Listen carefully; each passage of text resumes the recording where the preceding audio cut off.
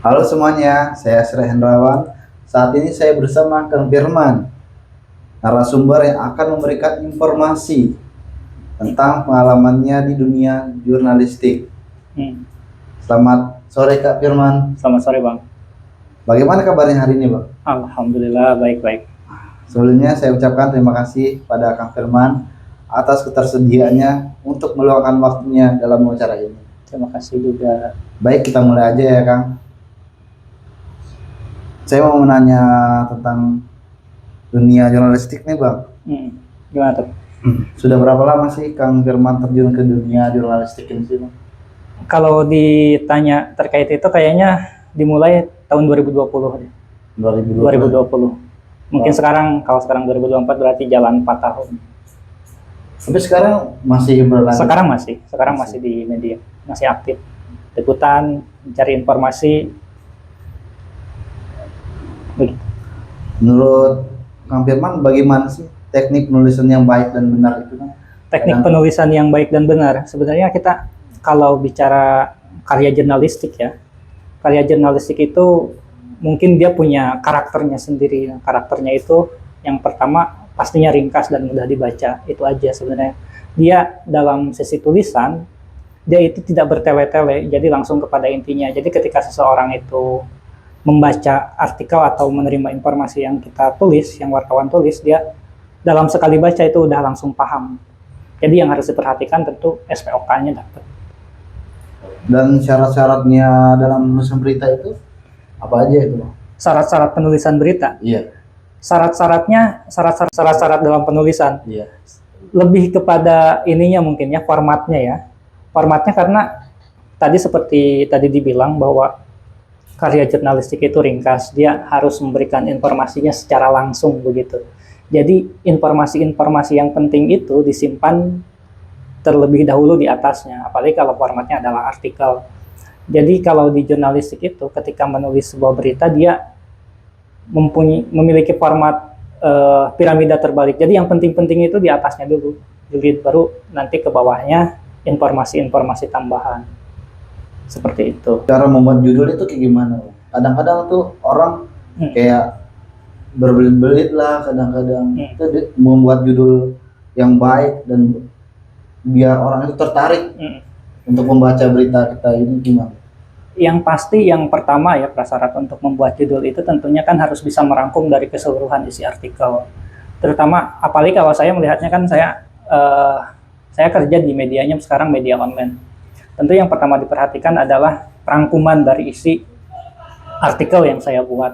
Tidak boleh mengada-ngada atau mungkin hanya karena untuk menarik perhatian orang, kita membuat judul yang keterlaluan, yang terlalu hiperbolis atau namanya istilahnya clickbait, tidak boleh juga. Artinya kalau masalah menarik atau tidak menarik kan itu mah relatif gitu. Tapi setelah kita lama atau emang berita yang kita tulis itu emang kita yang produksi, kita udah tahu dari awal malah. Sebelum berita itu ditulis kita udah tahu judulnya ke arah mana. Begitu sebenarnya. Ya. Hal apa aja sih yang membuat berita itu layak dipublish? Kadang-kadang tuh ada yang nggak layak dipublish tapi dia terbit gitu. Tetap terbit. Iya. Kalau saya mungkinnya mungkin ini mah hasil pemikiran saya dan sekaligus didikan dari para senior gitu. Yang pertama, kalau yang bisa disebut artikel atau berita itu layak terbit, sebenarnya kalau saya mengacu kepada 3 komponen. Yang pertama adalah aktual, yang kedua adalah faktual, yang ketiga adalah berdampak. Kalau tidak ada kalau dari ketiga itu tidak ada di dalam satu artikel, menurut saya itu bukan berita. Jadi aktual, faktual, dan berdampak itu adalah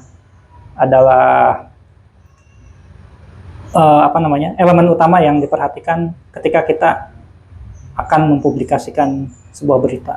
Faktual itu kan fakta ya, apa yang terjadi, apa yang beneran terjadi. Jadi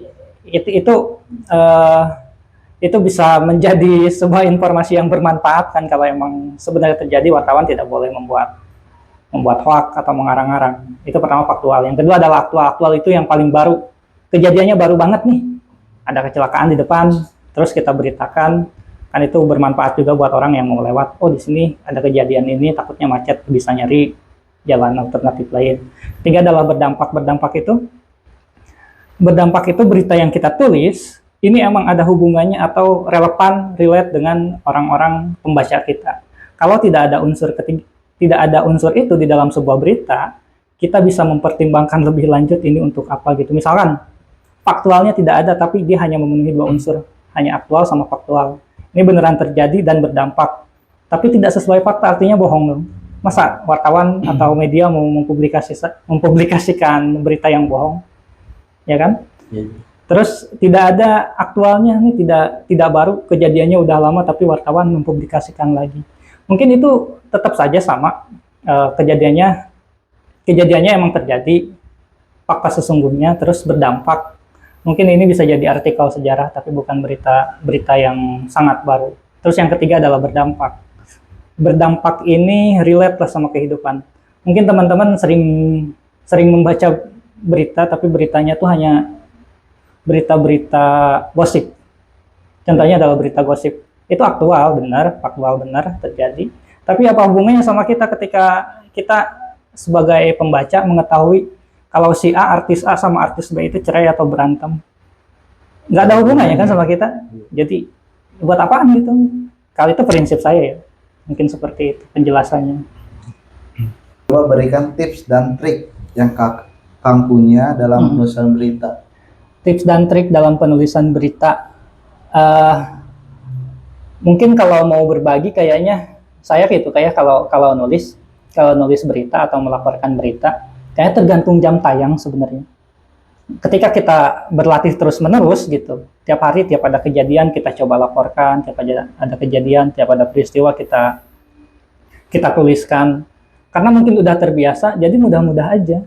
Kalau tips and triknya, konsisten aja dulu, konsisten dengan aktivitas, dengan rutinitas menulis. Ketika melihat sesuatu coba dituliskan, coba dirangkum, nanti juga lama-lama itu kita udah mulai terlatih gitu, dan udah terbiasa. Jadi tergantung jam terbang dia gitu, nulisnya terbiasa atau enggak. Kalau enggak pasti kaku terus begitu, Bang. Ya. Baik Kang, sepertinya pertanyaannya sudah selesai nih Bang. Terima kasih atas waktu dan jawabannya yang sangat bagus banget Bang, dan berharga bagi YouTube kita semua. Terima kasih Bang. Sama-sama.